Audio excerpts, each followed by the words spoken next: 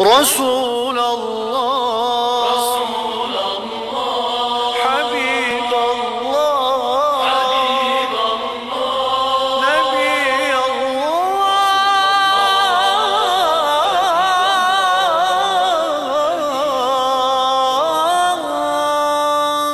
شفيع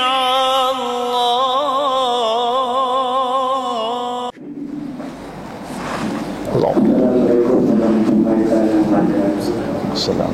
Bismillahirrahmanirrahim. Alhamdulillahirabbil alamin. Wassalatu wassalamu ala asyrofil mursalin sayyidina Muhammadin wa ala alihi washabbihi ajmain. Yang dimuliakan Tuhan Yesus menjadilah besar dan syukur pahala Nabi Muhammad bin Abi Dawud. Yang dimuliakan pemilihan yang mulia Presiden Imam Masjid Kabupaten Jawa, yang mulia bersama undangan kali hadirat beliau, dan untuk membuka Presiden mereka sama-sama menegakkan semua alhamdulillah beramai-ramai mudah-mudahan menjelaskan dari pada nanti ini di Presiden alhamdulillah.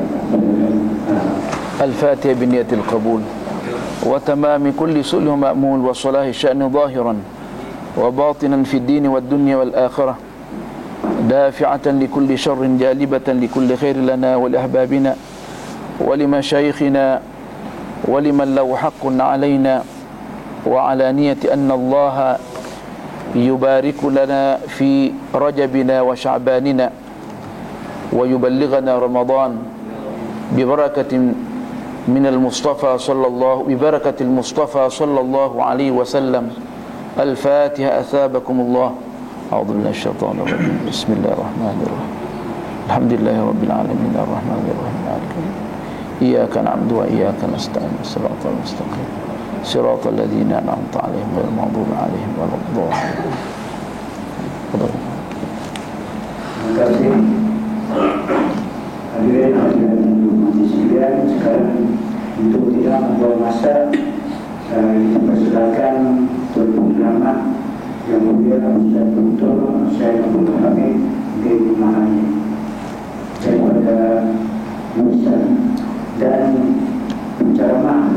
tajuk ceramah pada malam ini ialah amalan di bulan Rajab, dan untuk makluman kepada hadirin hadirat yang sekalian, sekiranya kita kurang paham ataupun kurang mengerti, boleh bertanya secara langsung. InsyaAllah. Bismillahirrahmanirrahim. Alhamdulillah. Wassalatu wassalamu ala Rasulillah Sayyidina Muhammadin an-Nabiyil Karim wa ala alihi wa sahbihi ajma'in. أما بعد فإن أصدق الحديث كتاب الله وخير الهدي هدي محمد صلى الله عليه وآله وسلم وشر الأمور محدثاتها وكل محدثة بدعة وكل بدعة ضلالة وكل ضلالة في النار أو كما قال صلى الله عليه وآله وسلم.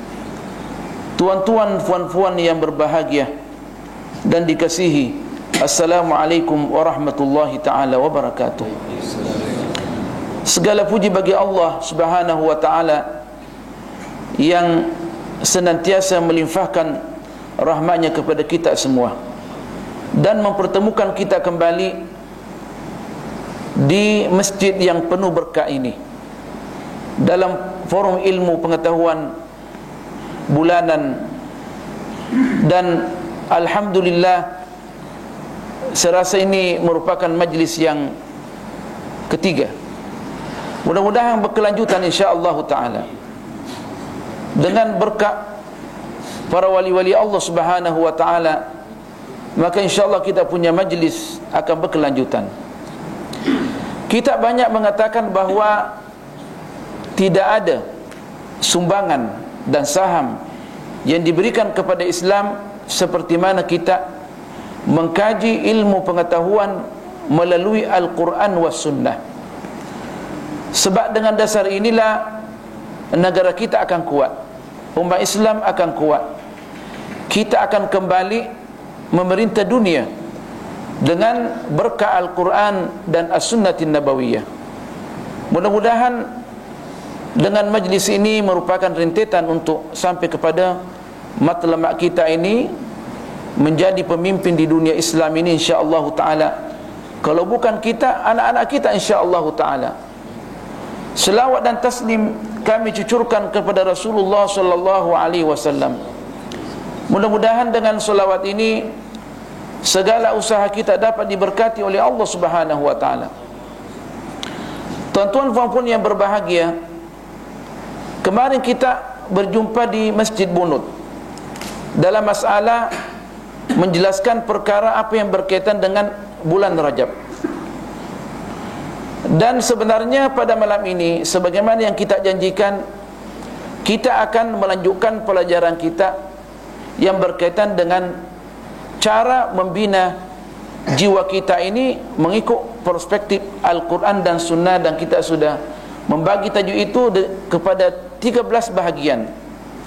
Tapi namun segelintir daripada wali-wali Allah Subhanahu wa ta'ala minta dengan penuh adab dan kehormatan supaya tajuk ini diulang balik di Masjid Tanah Jambu yang dicintai.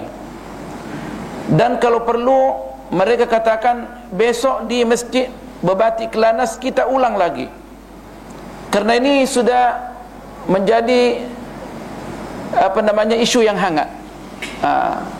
Karena segelintir daripada pengkaji-pengkaji dalam bidang hadis atau orang-orang yang hanya membaca sekelumit daripada apa yang berkaitan dengan fadailil a'mal yang ditulis oleh orang-orang salafiyah moden, di mana orang-orang salafiyah moden ini sebenarnya mereka hanya membaca zahirun nas, tidak meneliti nas Al-Quran dan As-Sunnah itu secara mendalam, sehingga mereka mudah menyalahkan orang lain, mudah mengkafirkan orang lain, mudah membid'ahkan orang lain. Dan ini masalah yang berat yang kita hadapi. Bila mana kita meremehkan masalah ini, dia akan tambah rumit. Di samping itu, aliran-aliran liberal yang mengaku juga Islam masalah juga. Jadi tidak ada jalan lain kecuali kita banyak membaca dan banyak muzakarah dengan alim ulama supaya kita berada pada jalan yang betul sebagaimana yang telah digariskan oleh ulama-ulama kita daripada ulama Ahlus Sunnah wal Jamaah. Dan mazhab Syafi'i merupakan mazhab yang paling seimbang antara nafs dan akal fikiran. Kita alhamdulillah banyak mengulang-ulang bahawa kita di Brunei ini merupakan orang yang beruntung yang luar biasa. Sebab kalau kita melihat apa yang tertulis dalam perlembagaan negara Islam selain Brunei ini, hanya menekankan agama Islam saja. Tidak ada yang tertulis di dalam perlembagaan mereka agama Islam berdasarkan pemahaman Ahlus Sunnah wal Jamaah. Tak ada tu. Tak ada. Dan tidak ada mengatakan mengikut madhab al-Imam Syafi'i. Tak ada tu. Di Yaman tidak ada ditulis, hanya negara Islam saja. Nah, di Saudi dijelaskan tapi digariskan madhab Ahmad bin Hanbal. Tapi ada nggak tertulis madhab aqidah Ahlussunnah Jamaah? Tentunya mereka mau Ahlussunnah Jamaah juga, tapi kita memang jelas tertulis Ahlussunnah wal Jamaah, yang mana menekankan bahawa sebarang ajaran yang bertentangan dengan asal usul, ya, dengan asal usul, dan apa yang dipahami daripada asal usul itu, ada asal usul, dia punya formula tu yang bila mana kita bertentangan dengannya, terutama Al-Quran wal hadis wal ijma' wal qiyas dan kaedah-kaedah yang lain lagi, bila mana bertentangan, pada dasarnya orang yang menentang dikategorikan keluar daripada Islam, keluar daripada Islam. Kalau bahasa politik dia berbahaya, boleh saja menjejaskan keimanan, Tapi sebenarnya bila mana bertentangan dengan yang bertentangan dengan jelas dengan Al-Quran was Sunnah, ijma' dan qiyas yang disepakati ulama saja keluar dari Islam. Itu bahasa yang apa namanya? Yang bagus diberikan. Apa yang dipahami daripada formula Ahlus Sunnah wal Jamaah, yang mana sudah disepakati oleh ulama Sunnah Jamaah dan ulama tempatan, mengikut apa yang telah digariskan oleh Kementerian Agama dan Darul Ifta. Kita tak boleh keluar, karena keluar dari benda ini, pertama dia mengancam keimanan kita, kedua akan menjejaskan stabilisasi negara. Itulah Sayyidina Umar, bila mana ada orang yang membawa pemahaman yang aneh, dia sendiri yang mentakzirkan. Sayyidina Umar super power. Dia sendiri yang memanggil orang tu, dia boleh panggil daripada Yaman, supaya dia disuruh bertobat kembali daripada pemahaman yang bertentangan dengan apa yang digariskan oleh Al-Quran was Sunnah. Kalau tak mau kembali, maka diberikan hukum ta'zir. Sayyidina Umar hukum ta'zir. Kenapa? Kerana akan mengacau stabilisasi negara, ketentaman, sangat berbahaya. Jadi kita ini di Brunei Darussalam, alhamdulillah, kita ada skop pemikiran dalam berinteraksi dengan Al-Quran was Sunnah. Kita tidak ada pemahaman Khawarij, kita tidak ada pemahaman Mu'tazilah, kita tidak ada pemahaman, minta maaf, Wahabi. Kita Ahlus Sunnah wal Jamaah. Kita tak mengatakan Wahabi itu artinya dikeluarkan daripada Ahlus Sunnah Jamaah, tetapi kita mengatakan ada kekeliruan dalam masalah ini, dalam Wahabi ini. Salafiyah moden yang sekarang ada masalah yang apa namanya, yang perlu diperbaiki, terutamanya dalam berinteraksi dengan nas, dan boleh menjejaskan keimanan mereka. Contohnya, baru-baru ini saya ditanya oleh seorang penduduk Bunut yang pernah membaca tafsir, dia kata lebih 40 kali. Allahu Akbar, 40 kali. Kemudian kami menjelaskan mengenai seandainya Allah Subhanahu wa ta'ala, orang memahami bahawa Allah turun di bumi ini mengikut zatnya, maka hancur dunia ini. Kalaulah sinar Allah sahaja cahaya dia, cahaya Allah saja sinarnya, percikan cahaya dia memberikan sinar kepada Jabal Tur, ikan Gunung Tur, maka Gunung Tur hancur, belular ke bawah, longsor. Dan Sayyidina Musa pun, kalau seandainya Allah tak menjaga, maka dia akan mati, dan kita akan, dan mereka akan berjumpa pengikut-pengikutnya dengan Sayyidina Musa pada hari kiamat. Tapi pensang saja, itu baru cahaya saja, cahaya Allah Subhanahu wa ta'ala. Makanya itu ulama Ahlus Sunnah wal Jamaah meletakkan formula yang berkaitan dengan Allah Subhanahu wa ta'ala. Di antaranya kalau mengatakan Allah itu turun pada sepertiga malam akhir, kan disuruh orang supaya bangun, cepat-cepat bangun tengah malam, supaya berjumpa dengan Allah, minta siapakah orangnya yang nak minta ampun kepada Allah, siapakah nak bertobat. Itu kan dalam hadisnya masyhur tu. Kerana Allah turun pada sepertiga malam yang akhir ni. Kalau seandainya kita mengatakan dia turun dengan zatnya, hancurlah kita semua. Sebab dunia ini langit, semuanya langit dan bumi ini sangat kecil di sisi Allah Subhanahu wa ta'ala. Terpaksalah kita ini mengikut perspektif Ahlus Sunnah Jamaah mentakwilkan nas ini. Dimatakan yang turun adalah rahmat Allah Subhanahu wa ta'ala. Yang turun adalah rahmatnya. Kita punya kawan member ni sudah 40 kali khatam tafsir dengan bersendirian, tidak melalui ulama, sehingga memahami dia kira Allah sendiri turun. Itu sangat berbahaya. Itulah pentingnya kita ini mengikut konsep Ahlus Sunnah wal Jamaah dan ikut dengan ulama kita, jangan sembarangan. Makanya itu jangan sembarangan membaca kitab-kitab akidah, kitab-kitab fikih, terutama yang melalui internet. Sebab di internet ini kadang ada juga ditulis Ahlus Sunnah wal Jamaah, tetapi website itu adalah website liberal. Website itu website Khawarij, website itu website Syiah, ditulis Ahlus Sunnah wal Jamaah untuk memancing dan menjadikan anak muda kita ini jauh daripada jalan Ahlus Sunnah wal Jamaah. Kalau seandainya ada lagi aliran yang masuk di Brunei ini, tentunya Brunei akan kacau, ya kan? Akan kacau. Tapi kita dengan penuh hikmah, ulama-ulama kita ini Ahlus Sunnah Jamaah tidak begitu mudah mengambil tindakan keras. Padahal boleh ambil tindakan keras itu sebenarnya. Boleh mengambil tindakan keras. Tapi kenapa tak mengambil tindakan keras? Karena kita memberikan penghargaan kepada kehidupan demokrati. Kemungkinan dunia luar akan menuduh kita ini tidak demokrati. Padahal Islam itu lebih daripada demokrati. Wa amruhum syura bainahum. Permasalahannya semua adalah syura.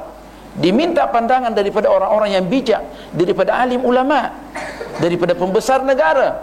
Nah, itulah dikatakan fas'alu ahla dzikri in kuntum la ta'lamun. Tanyalah ulama-ulama yang pakar, yang senantiasa mendekatkan diri kepada Allah Subhanahu wa ta'ala. Sebab apa? Kalau kita sembarang tanya, siapa saja orang yang pakai serban, pakai jenggot besar, yang konon-kononnya dia membaca ulang, kita tanya, kita akan bermasalah. Di dalam kita ini bernegara dan di dalam kita ini beribadah. Tuan-tuan puan-puan yang berbahagia, kita di dalam Islam bukan seperti agama Yahudi dan Nasara, hanya memperhatikan saja masalah rohani. Tak. Islam menangani antara kita dan Allah Subhanahu wa taala. Hablum minallah, kita dengan Allah Subhanahu wa taala. Apa yang Allah minta dari kita ni? Kemudian kita diminta supaya mengatasi juga wa hablum minan nas.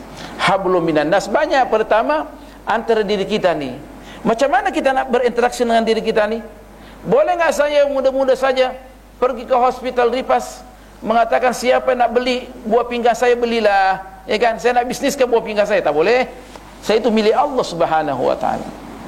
Kita diminta supaya pandai-pandai berinteraksi dengan anak kita, dengan istri kita. Kita tak boleh sembarangan mengazab anak kita, tak boleh. Semuanya ada peraturan dalam Islam ni. Kita tak boleh sembarang menganiaya istri kita, tak boleh. Punya undang-undang yang luar biasa yang mengangkat tinggi nama kedudukan perempuan ini. Tidak ada agama di dunia ini yang mengangkat kedudukan mereka kecuali Islam saja. Bagaimana kita nak berinteraksi dengan masyarakat? Dia punya formula tersendiri. Bagaimana dan kita bernegara, semua ditangani oleh Islam. Antar negara ditangani oleh Islam. Sistem diplomasi semuanya ditangani oleh Islam. Makanya itu ditekankan kita ini supaya ini kita mengamalkan Islam daripada A sampai Z. Semuanya sudah diatur. Semuanya sudah diatur antara kita dan Allah Subhanahu wa taala, antara kita dengan diri kita, antara kita dengan masyarakat ini. Supaya apa? Supaya kita di dunia ini berjalan dengan stabil. Kalau kita berjalan di dunia ini dengan stabil, tentunya kita di akhirat akan stabil, ya kan? Man asyraqat bidayatuhu asyraqat nihayatuhu, sebagaimana dikatakan oleh Al-Imam Ibnu Athaillah Sakandari. Barang siapa yang awal perjalanan dia menuju kepada Allah Subhanahu wa taala cerah, di dunia ini cerah, ya kan? Tidak membawa ajaran sesat, ya kan? Tidak mengacau masyarakat, tidak mengacau negara, ya kan? Maka dia di akhirat insya-Allah akan stabil juga. Sebab kita ini tak boleh pisahkan antara dunia dan akhirat. Kita bukan macam Kristian, memisahkan antara dunia dan akhirat, tak boleh. Kita ad-dunya mazra'atul akhirah. Dunia ini tempat kita bercocok tanam untuk akhirat kita. Kita tidak kuat dalam ekonomi, macam mana nak membantu masyarakat? Bagaimana nak mengeluarkan zakat? Ya kan? Kalau seandainya kita tidak punya ekonomi, tidak kuat ni, kalau kita punya badan tidak bagus, bagaimana kira-kira kita nak mempertahankan negara? Kita disuruh mempertahankan supaya kita punya otak. Kalau orang yang punya seperti Tuan Haji boleh angkat besi, itu jauh lebih bagus. Tadi katakan al-mu'minul qawiyyu khairun wa ahabbu ila Allah minal mu'min ad-dha'if wa fi kullin khair. Orang yang beriman yang kuat, ya kan? Tak apa angkat otot sini, tak apa, untuk mempertahankan negara. Jauh lebih baik dan jauh lebih dicintai oleh Allah Subhanahu wa taala daripada orang yang beriman yang lemah. Sadaqa Rasulullah SAW. Nak angkat beg pun tak boleh, terpaksa isteri yang bawa. Semestinya istrinya yang bawa. Anak istri dia baru melahirkan, dia tak boleh bawa anak kecil, terpaksa istri yang membawa, padahal semestinya dia yang membawa, kan? Akhirnya masyarakat pun memberikan penilaian yang sangat rendah. Tetapi kata Rasulullah, wa fi kullin khair, meskipun lemah, selama dia beriman kepada Allah Subhanahu wa taala, tetap mempunyai penilaian di sisi Allah Subhanahu wa taala. Dibandingkan dengan orang-orang yang tidak punya keimanan, jauh lebih bagus orang yang beriman lemah, ya kan, daripada orang-orang yang memerangi agama Allah Subhanahu wa taala, seperti di negara-negara yang kita sekarang dengar ini. Mudah-mudahan Allah menjaga saudara-saudara kita. Kita doakan seperti di Burma dan Myanmar dan tempat-tempat lain. Subhanahu wa taala, Allah Maha mengasihi mereka insya-Allah taala. Tuan-tuan puan-puan yang berbahagia, berdasarkan ini, apa yang kita tadi bentangkan secara ringkas ni, kita di dalam Islam ini ada namanya kaedah-kaedah berinteraksi dengan nas. Kita sekarang ni berada pada bulan Rajab. Kita melihat di internet banyak disiarkan bahwa tidak ada pun fadilah yang berkaitan dengan Rajab. Tidak ada pun. Allah Akbar. Bahayanya, tidak ada pun fadilah yang berkaitan dengan Rajab. Semuanya hadis palsu. Sekurang-kurangnya hadis dhaif katanya.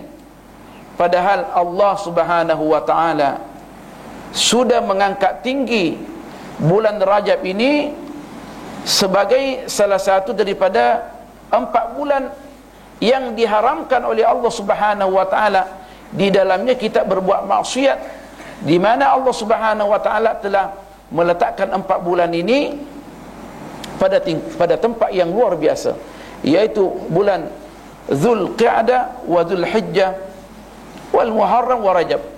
4 bulan ini mempunyai kedudukan yang tinggi di sisi Allah Subhanahu wa taala, sebagaimana yang dijelaskan di dalam surah At-Taubah. A'udzu billahi minasyaitonir rajim. Bismillahirrahmanirrahim. Inna iddatash syuhuri 'indallahi 12 syahra fi kitabillah yawma khalaqas samawati wal arda minha 4 hurum dzalika ad-dinul qayyim fala tadhlimu fihinna anfusakum. Sesungguhnya bilangan bulan itu di sisi Allah Subhanahu wa taala adalah 12 bulan. 12 bulan qamariyah sebagaimana yang ditafsirkan oleh Rasulullah sallallahu alaihi wasallam dalam hadis yang diriwayatkan oleh Al-Imam Bukhari Muslim. Bukan syamsiyah. Karena peredaran bulan qamariyah ini merupakan peredaran yang tepat. Dan itu peredaran yang diridai oleh Allah Subhanahu wa taala di dalam Al-Qur'an dan oleh para rasul dan para nabi. Dikatakan fi kitabillah, dalam kitab Allah sebagaimana yang tertulis dalam Lauhul Mahfuz. Jadi yang diiktirafkan hanya bulan qamariyah saja, bukan bulan syamsiyah, karena peredarannya tak sama dengan al-qamariyah. Saya tadi di rumah pun berfikir, kenapa orang-orang yang dulu waktu kita kecil yang belajar di pondok tak perlu pakai kalender.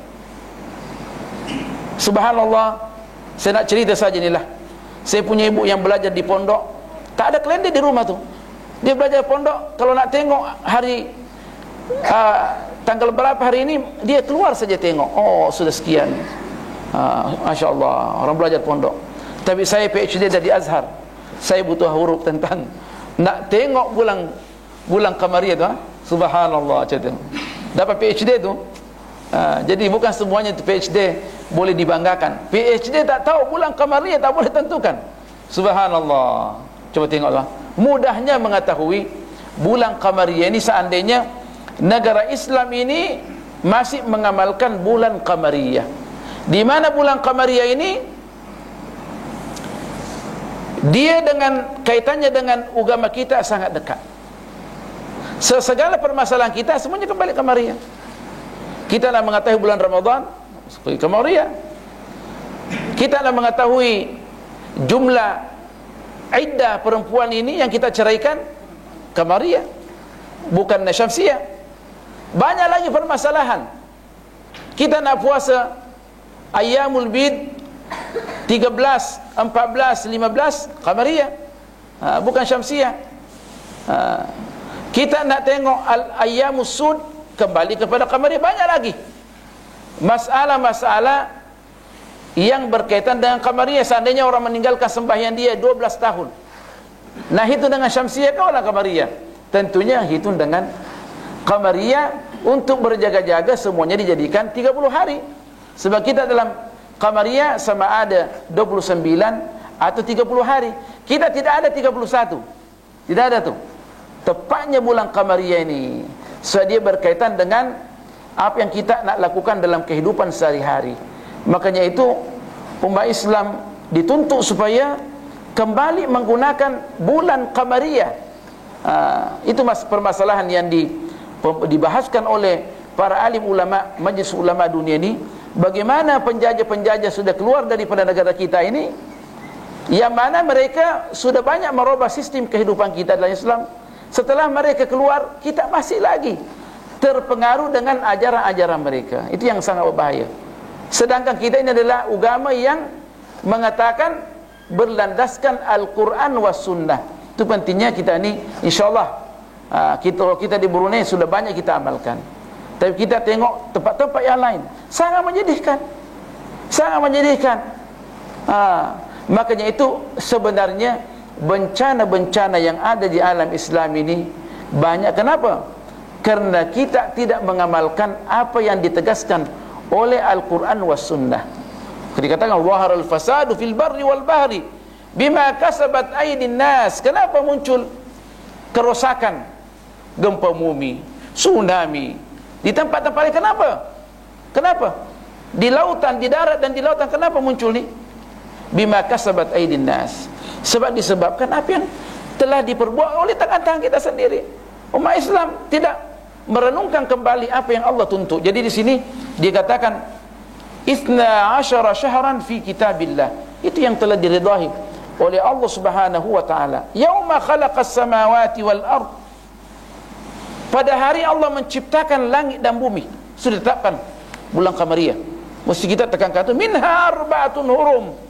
Di antara 12 bulan ini yang sangat penting ni ditegaskan ni arba'atun hurum, sebagaimana yang dijelaskan oleh Rasulullah sallallahu alaihi wasallam. Dikatakan salasatun mutawaliyat, 3 bulan yang berturut-turut.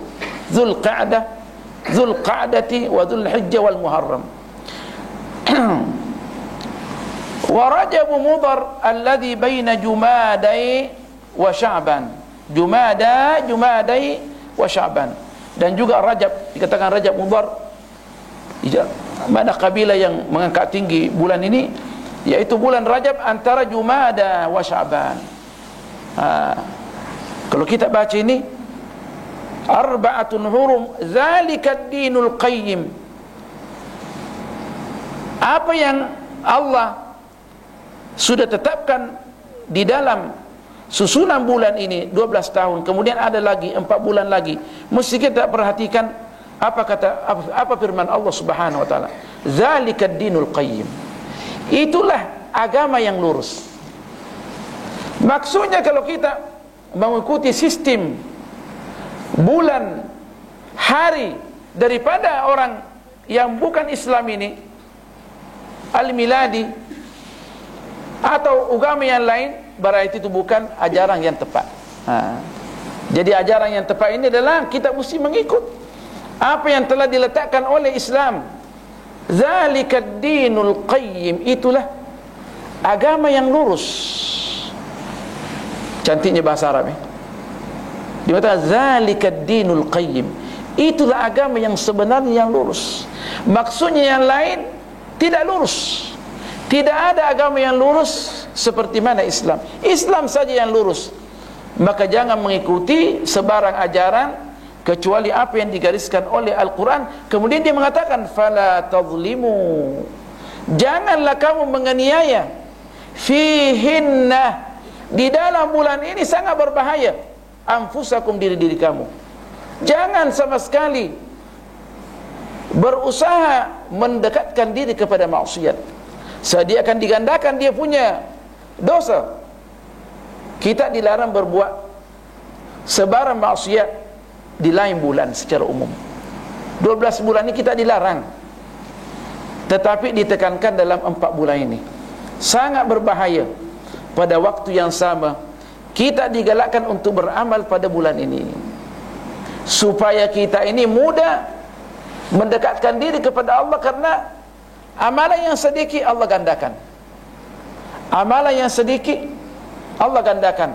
Makanya itu orang-orang dulu, bahkan sebelum jahiliyah, bila mana datang bulan Rajab ini, mereka menyembelih kambing, menyembelih kerbau. Itu orang Arab dikatakan karam kalau menyembelih. Kalau hanya mereka mengundang orang makan, tidak menyembelih, dia dikatakan karam, tidak dikatakan dermawan. Dia mesti menyembelih, mesti menyembelih. Kenapa? Dianggap pada bulan ini adalah bulan yang digandakan pahala di dalamnya. Itu dalam satu hadis menekankan kita supaya banyak bersedekah. Kita panggil orang makan. Kita alhamdulillah di Brunei sedikit ada majlis doa, majlis doa selamat. Itu satu amalan yang paling bagus, kita jaga. Tetapi kata dalam hadis yang lain, memanglah kebiasaan ini dia adalah kebiasaan sebelum Islam, tapi sudah dinasah. Kemudian kita melihat hadis yang lain lagi, dikatakan tidak dinasah. Selama kita ini mengundang orang makan di dalam bulan Rajab karena Allah Subhanahu wa taala, hadisnya terlalu banyak, saya tak boleh bacakan. Sampai Isya kita tak akan balik nak baca dia punya hadis. Selama kita punya matlamat kita baik, mengundang orang makan dalam satu majlis, maka Allah akan ridai, Allah akan lipat gandakan kita punya pahala. Kenapa? Karena Allah sendiri sudah mengangkat tinggi bulan ini. Kenapa diangkat tinggi bulan ini? Karena diangkat tinggi kita punya amalan. Bulan sebenarnya itu biasa saja kedudukannya, tetapi Allah menjadikan bulan ini, pada bulan ini, jembatan untuk menguatkan keimanan kita dengan memperbanyak amalan kita ini. Karena keimanan kita ini akan kukuh dengan adanya banyak kita beramal taat kepada Allah Subhanahu wa taala. Kita banyak bersedekah supaya hubungan kita dengan manusia baik. Itu kan? Kan dikatakan dalam hadis yang sahih yang diriwayatkan oleh Muslim, kita senantiasa disuruh supaya menyiarkan salam, assalamualaikum, assalamualaikum. Afshus salama bainakum, at'imut ta'am, dan berikanlah makan. Hendakkah kamu saya ajarkan sesuatu, bila mana kamu lakukan, kamu akan kuat hubungan kamu. Allahu Akbar. Kita punya hubungan silaturahim akan kuat antara kita, antara masyarakat, kuat hubungan kita. Apa itu ya Rasulullah? Afshus salama bainakum, at'imut ta'am, kasih makan. Ada wa afshus salama bainakum, saling kita ini memberi salam. Sebab agama kita ini adalah agama keselamatan. Islam menyelamatkan kita ini daripada semua bencana. Bencana yang paling besar adalah api neraka. Bencana yang paling besar adalah api neraka. Wal'iyadu billah. Semua bencana di dunia ini walaupun bagaimana besarnya, kalau dibandingkan bencana akhirat, api neraka, tidak ada bandingnya. Dalam hadis yang mu'tamad, Allah Subhanahu wa taala di akhirat nanti akan mengambil orang yang paling berbahagia di dunia ini, yang pernah senang lena di dunia ini. Kemudian Allah mencelupkan di api neraka. Kemudian dia angkat, ditanya, pernah merasakan kebahagiaan? Tidak pernah ya Allah. Padahal dia pernah luar biasa bahagia di dunia. Dia yang paling bahagia di dunia ini. Allah akan celupkan di neraka, terus ditanya, pernah merasakan kebahagiaan? Berkayaan? Tak pernah ya Allah. Diambil orang yang paling susah di dunia ini, yang paling susah, dicelupkan di syurga, dan ditanya, pernah merasakan kesusahan? Tak pernah ya Allah. Hebatnya kenikmatan di akhirat ini dan bahayanya bencana di akhirat ini. Katakan apa saja bencana di dunia ini, selama keimanan kita ini masih terjaga, alhamdulillah, kita dianggap mu'afah, kita dianggap sejahtera di sisi Allah Subhanahu wa taala. Jadi yang paling penting kita tekankan ini mengenai keimanan kita ni. Bagaimana mengemaskinikan keimanan kita ini dengan memperbanyak amalan kita ini di hadapan Allah Subhanahu wa taala, terutama di bulan-bulan haram ini, terutama Rajab ini, yang mana digandakan amalan kita ini. Kan kita di dalam Ahlussunnah Jamaah dikatakan al-imanu yazidu wa yanqus. Keimanan itu bertambah dan berkurang. Yazidu bit taati, keimanan kita itu akan bertambah dengan ketaatan. Wa yanqusu bil ma'siyati, dan dia akan berkurang dengan maksiat. Jadi kita sekarang ini ambil peluang. Di bulan Rajab ini banyak bersedekah, dan sedekah itu merupakan senjata yang ampuh untuk menolak bala. Untuk menolak bala, supaya kita ini dijauhkan daripada bala. Kita dengar negara-negara yang lain macam-macam bala yang ada. Kenapa kira-kira tu? Karena mereka jauh daripada Islam, terutama mereka tidak melihat orang-orang yang lemah, orang-orang yang perlu diberikan bantuan. Mereka tinggalkan orang fakir miskin, sedangkan orang-orang kaya ini dan orang-orang yang kuat ini diberikan rezeki oleh Allah. Karena apa? Karena orang fakir miskin. Naam, yurzaqu aghniyauna bi fuqara'ina wa masakinina. Orang-orang kaya ini diberikan rezeki. Kenapa? Karena orang-orang yang miskin dan fakir ini, supaya Allah menggandakan pahala kita ini dengan adanya kita ini menyayangi orang-orang miskin dan al-fuqara. Di mana sedekah ini merupakan jembatan untuk sampai kepada keridhaan Allah Subhanahu wa taala, dan dikatakan as-shadaqatu burhanun dalam hadis yang sah. Dan sedekah itu merupakan bukti yang nyata adanya orang tu dia cinta kepada Allah Subhanahu wa taala, dan dia beriman kepada Allah Subhanahu wa taala. Dikatakan wa may yuqashuha nafsihi fa ulaika humul muflihun.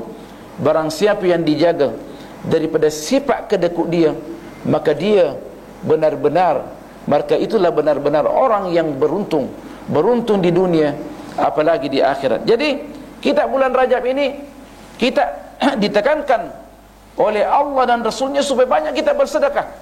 Naam, saya rasa yang menuntut untuk bersedekah, banyak kita melihat orang-orang yang lemah ini. Saya rasa tidak ada satu hadis, meskipun hadis dhaif, tidak ada yang mengatakan dilarang di waktu bulan Rajab. Saya rasa tidak ada. Cuma kemungkinan kalau kita melihat hadis yang lain, kita dilarang mengerjakan beberapa benda di bulan Rajab ini karena kita dilarang untuk membeza-bezakan antara bulan haram tu.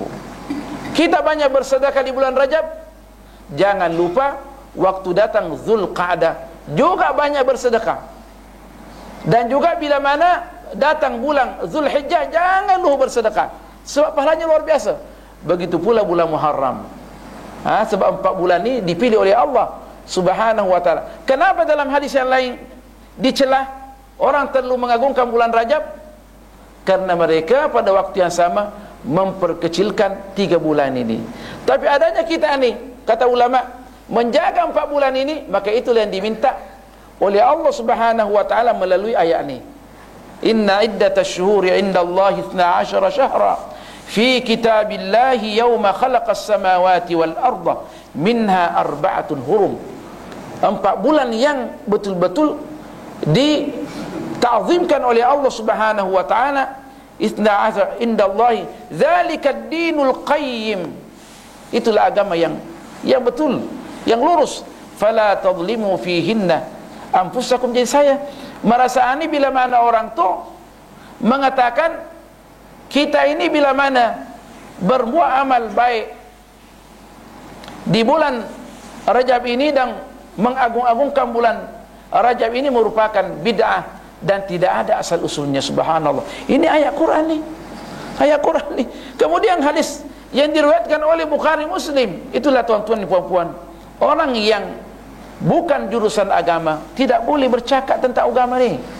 Makanya itu dikatakan fasalu ahla dzikri in kuntum la ta'lamun. Tanyalah pakar-pakar ni ulama-ulama yang pakar, yang rabbani, yang tidak membisniskan ilmunya. In kuntum la ta'lamun, jikalau mana engkau tidak mengetahui. Makanya itu Sayyidina Ali karramallahu wajhahu wa radhiyallahu anhu pernah masuk di Masjid Kufah. Dia melihat orang yang jenggot besar, serban besar, ya kan? Dia berceramah di depan orang. Kemudian Sayyidina Ali tanya dia waktu itu dia khalifah. Kamu sekarang ini bercakap memenuhi syarat enggak? Tahu enggak yang dikatakan sistem berinteraksi dengan nas, di antaranya al-khas wal 'am wal mutlaq wal muqayyad, an-nasikh wal mansukh, sebutkan semua itu. Sistem berinteraksi dengan nas. Dia kata tak. Dengan jenggot yang besar berapa kilo, dengan serban yang berapa meter, Sayyidina Ali putar dia punya telinga, keluarkan daripada masjid. Allah Akbar. Kalau seandainya orang yang jenggot berapa kilo datang di Brunei masih hidup lagi, tentu semua orang boleh cium tangan dia. Ini alim besar ini. Tapi tak demikian. Dia hanya menghafal beberapa hadis, menghafal beberapa ayat, dan mengelirukan orang ramai. Maka Sayyidina Ali depan orang diputar telinga dia. Lain kali jangan lagi pandai-pandai nak memberikan syarahan kepada masyarakat. Karena syarahan itu bila mana masyarakat salah memahaminya, maka masyarakat akan kacau bilau. Kalau seandainya semua orang boleh berfatwa, sekali mengatakan jangan bersedekah di bulan Rajab, sekali mengatakan bersedekah, orang mengatakan agama Islam ini agama apa? Sekali mengatakan iya, sekali mengatakan tidak. Jadi kita di dalam Ahlus Sunnah wal Jamaah ditetapkan yang bercakap hanya orang alim saja. Dia ada formula tertentu. Kita mengatakan Ahlus Sunnah wal Jamaah bukan sembarangan. Dia ada kaedah yang tertentu. Kalau tak, boleh mengacaukan negara, sehingga orang boleh mengingkari sunnatul Rasul sallallahu alaihi wasallam. Sedangkan ditegaskan di dalam Al-Quran bahwa hadis Rasulullah ini dia punya posisi dan dia punya tugas untuk menjelaskan Al-Quran Al-Karim. Utitul Qur'ana wa mithlahu ma'ah.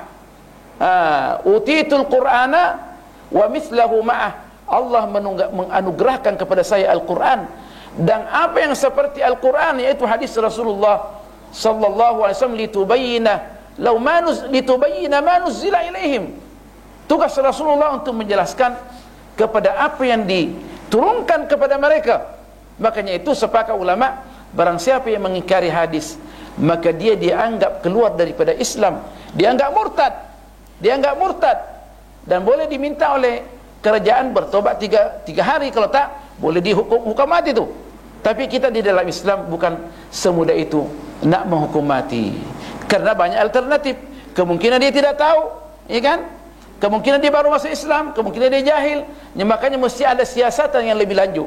Islam ini cantik, bukan sebagaimana yang digambarkan oleh orang telis barat dan musuh-musuh Islam, menakut-nakutkan orang daripada Islam. Tak.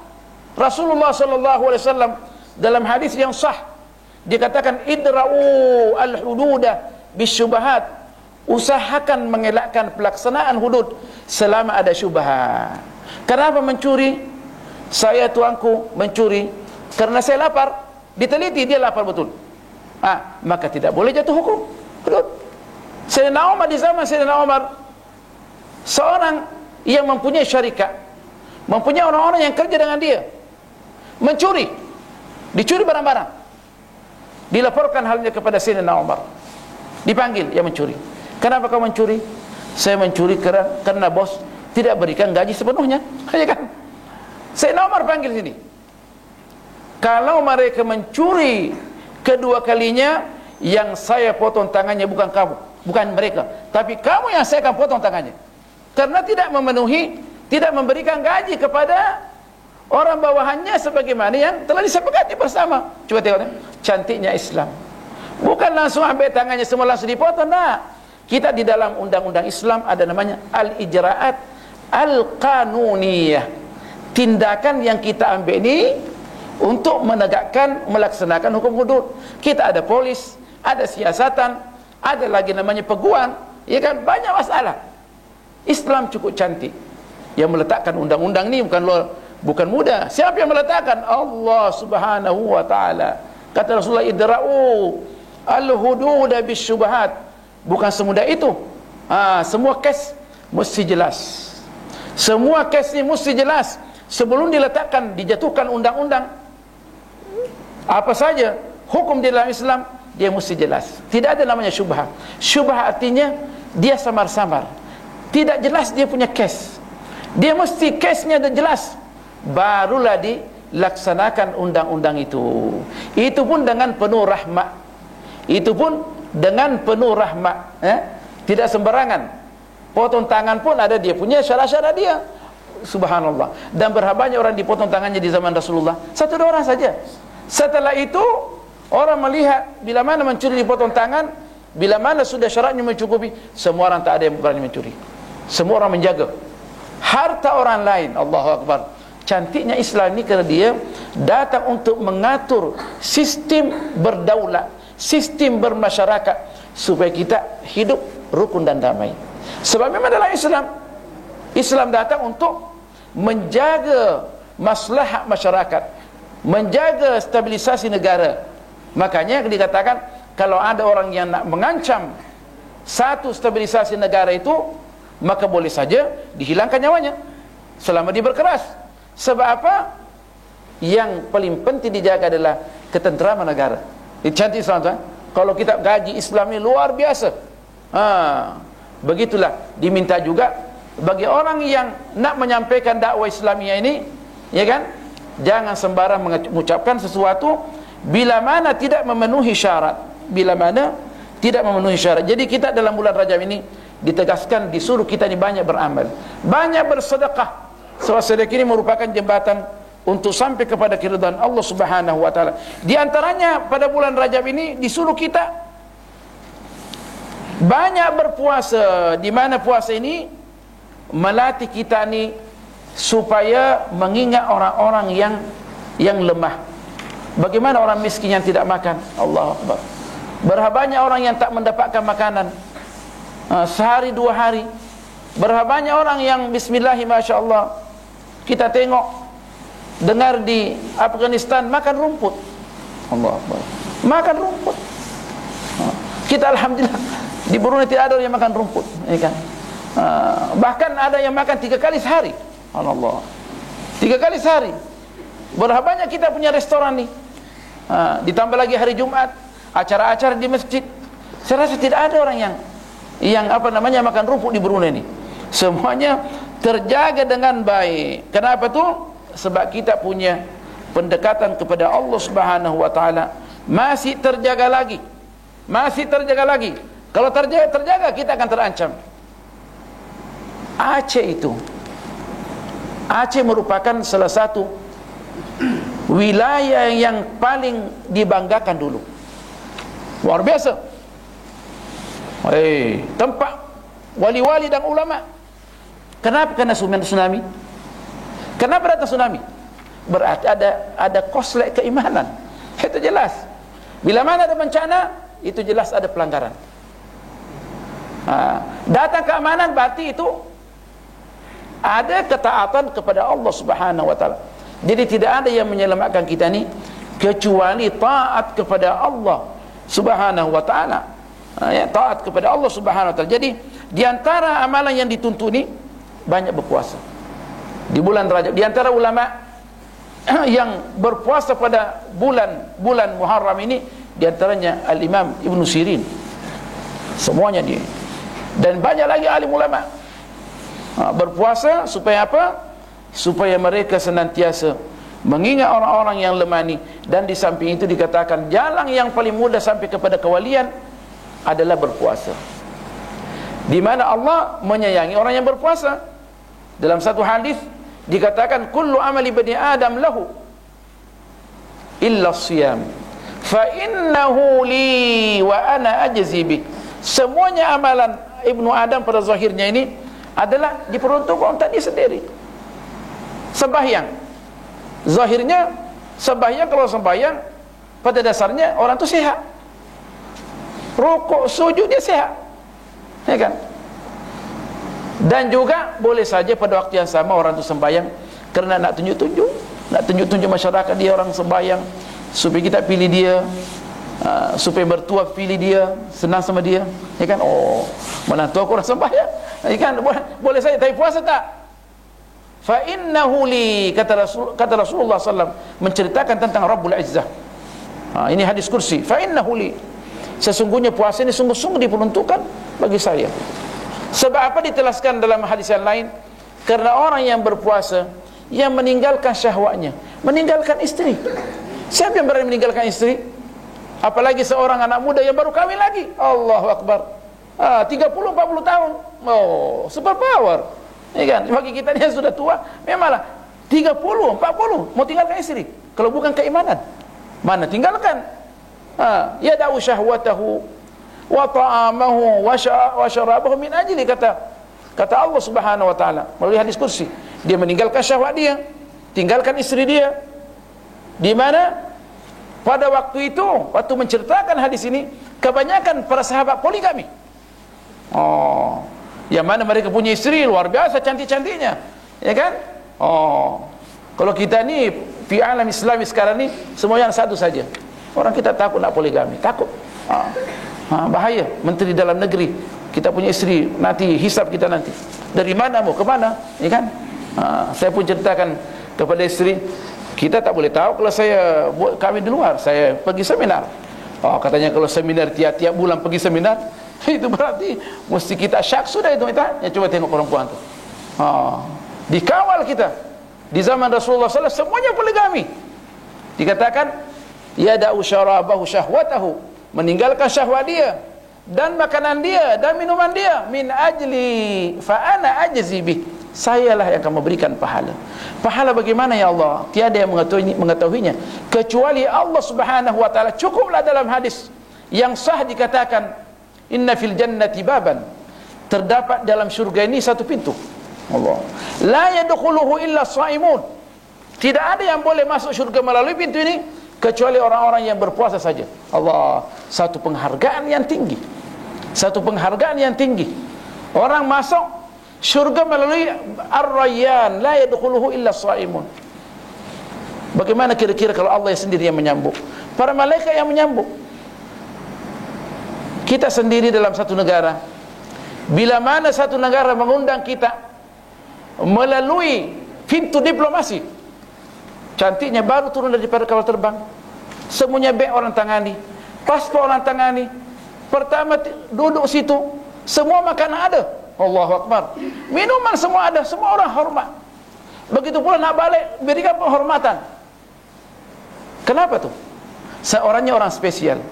Bagaimana kira-kira nanti kalau orang masuk syurga melalui Ar-Rayyan, Allah sendiri yang menyambut kita nih, para malaikat menyambut kita, salamun salamun, semua syurga salamun salamun, tapi di bab Ar-Rayyan la yadkhuluhu illa shaimun. Maka itu ditekankan dalam bulan-bulan seperti ini supaya kita banyak berpuasa. Dan juga pada waktu yang sama, kata ulama, di antaranya Al-Imam Syarani dalam kitabnya Al-Minanul Kubra, semua puasa-puasa yang amalan-amalan yang sunnah ini tugasnya untuk menyempurnakan kewajiban-kewajiban yang asal, seperti sembahyang wajib, puasa wajib. Karena walaupun bagaimana manusia hendak menyempurnakan amalannya, pasti kurang. Siapa yang menyempurnakan? Allah melalui puasa-puasa sunnah ini, sedekah-sedekah sunnah, dan apa saja yang sunnah, dia menyempurnakan amalan kita dan menggandakan kita punya pahala. Karena dikatakan oleh Al-Imam Syarani, setiap amalan yang kita amalkan itu mempunyai derajat tersendiri. Kita sembahyang duha 2 rakaat punya derajat sendiri. Kita sembahyang duha 4 rakaat punya derajat tersendiri. Kita bersedekah punya derajat tersendiri. Dengan derajat yang ada ini, banyak bersedekah, senyum kepada orang, derajat tersendiri, derajat senyum.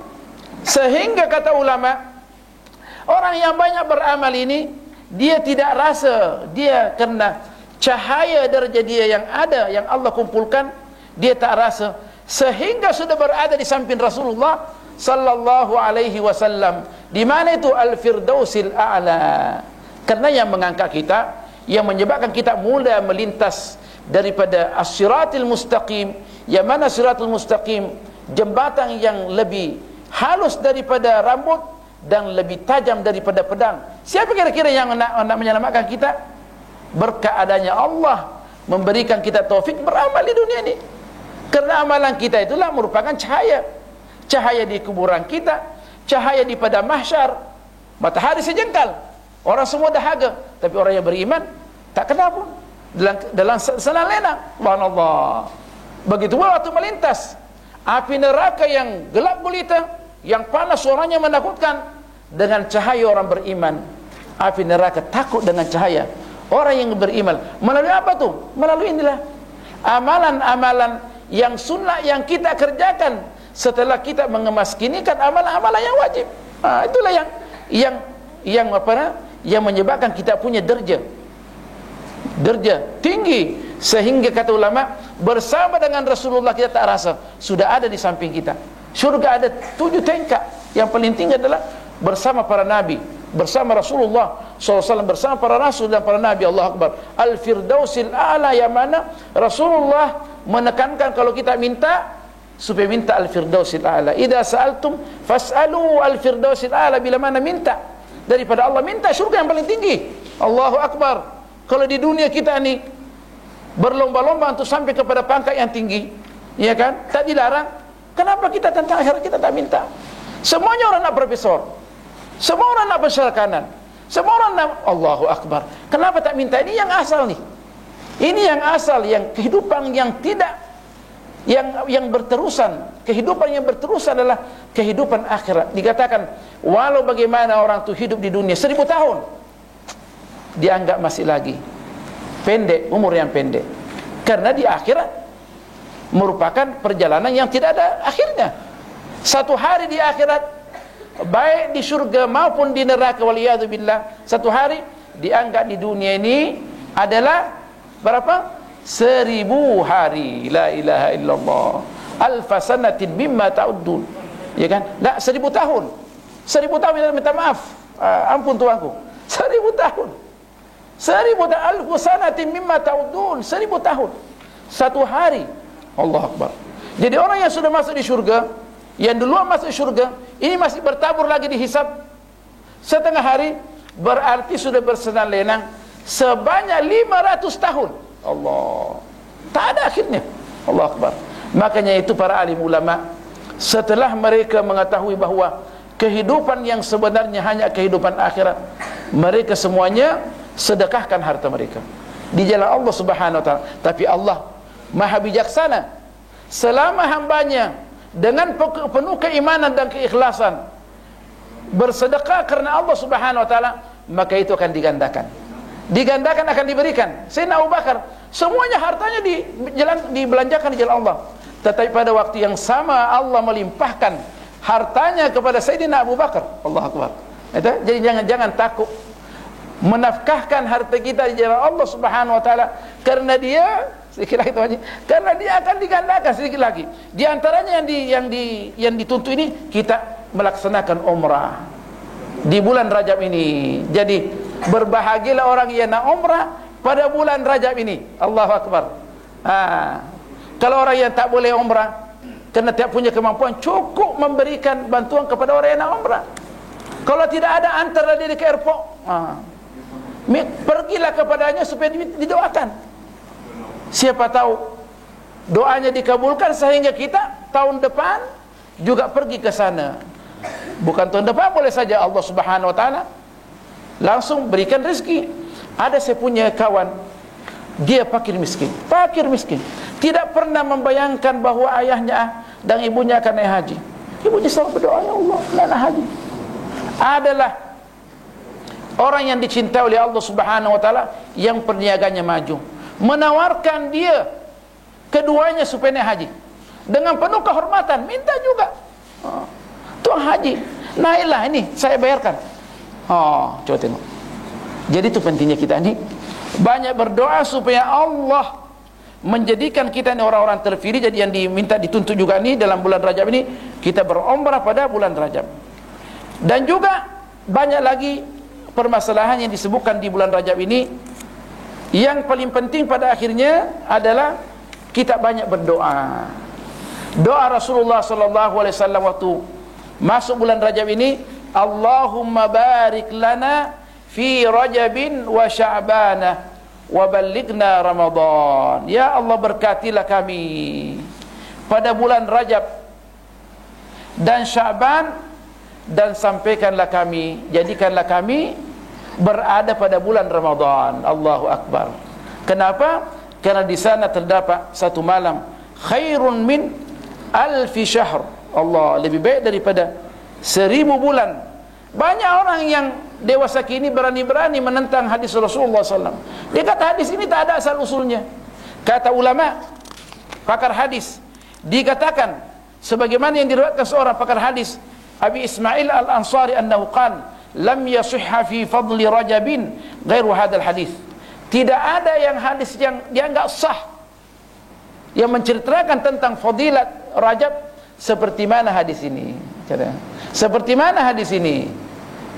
Hadis Allahumma barik lana fi Rajabin wa Sya'bana wa ballighna Ramadan, boleh kita tambah-tambah sedikit, kita hiasi sedikit. Allahumma barik lana fi Rajabina wa Sya'banina wa ballighna Ramadan. Itu doa Rasulullah sallallahu alaihi wasallam. Jadi ini bukan hadis palsu, dan bukan hadis maudhu. Di hadis yang sebagian ulama menganggap hadis sahih, yang mengatakan hadis lemah hanya dari segi perawinya saja, dan dikatakan tidak ada hubungan secara otomatik antara jalan-jalan perawi hadis ini, jalan-jalan hadis perawinya dengan matan hadis itu. Kadang hadis itu benar tetapi perawinya lemah sedikit, boleh saja. Boleh saja. Seperti hadis Rasulullah SAW, Adabani Rabbi fa ahsana ta'dibi. Allah lah yang mengajar saya dengan ajaran yang baik. Sebagian ulama mengatakan hadis ini hadis yang lemah. Telah diriwayatkan oleh Al-Imam Ibnu Asakir dalam bukunya Tarikh Dimashq. Tapi ulama mengkaji bahawa dia punya matan, kandungan dia adalah kandungan hadis yang benar. Sebab siapa yang mengajarkan Rasulullah kecuali Allah Subhanahu wa ta'ala, dengan bersumpah wan najmi idza hawa ma dhalla sahibukum wa ma ghawa. Setelah bersumpah dengan bintang ni, ma dhalla sahibukum wa ma ghawa wa ma yantiqu 'anil hawa. Apa yang dia ucapkan bukan dari hawa nafsu dia. In huwa illa wahyu yuha, malaikat wahyu daripada Allah yang diwahyukan kepadanya. Allamahu syadidul quwa, yang syadidul quwa, yang paling luar biasa punya kekuatan, dialah yang mengajarkan Rasulullah sallallahu alaihi wasallam. Jadi tengok, ulama mengatakan hadis ini hadis dhaif, tapi sebagian ulama mengatakan hadis sahih, mengikut dia punya makna, tak bertentangan dengan Al-Quran Al-Karim.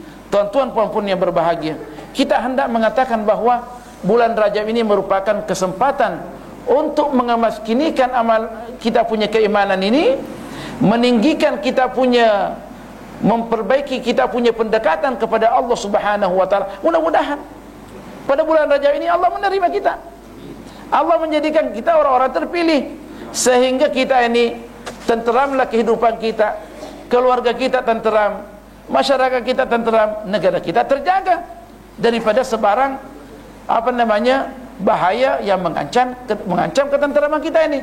Dan begitulah semua negara-negara Islam insya-Allah taala. Tuan-tuan puan-puan yang berbahagia, apa yang kita sampaikan ini secara singkat. So, pembahasan bulan Rajab ni sangat banyak ni, sebulan pun tak akan habis. Tapi apa yang kami sampaikan tu, itulah yang kami pilihkan. Mudah-mudahan kita ni dapat mengambil manfaat. Subhanakallahumma wa bihamdik, nasyhadu an la ilaha illa ant, nastaghfiruka wa natubu ilaik. Bismillahirrahmanirrahim.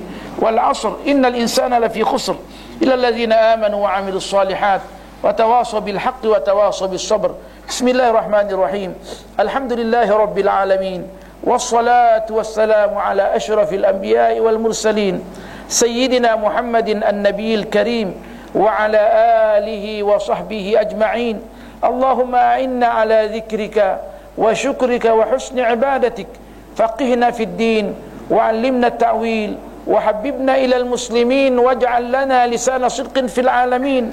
Barik lana fi Rajabina wa Sya'banina وبلغنا رمضان وارزقنا بركات ليلة القدر برحمتك يا أرحم الراحمين واغفر لنا ولوالدينا ولآبائنا وأمهاتنا ومشايخنا ولمن له حق علينا أنزل السكينة والبركات والنفحات على الحاضرين والحاضرات ووفق أولادهم واقض هوائجهم وهوائجنا برحمتك يا أرحم الراحمين واحفظ بروني negara Brunei Darussalam وسلطانها ووزراءه وسائر بلاد الإسلام وصل اللهم على سيدنا محمد والحمد لله رب العالمين والسلام عليكم ورحمة الله تعالى وبركاته.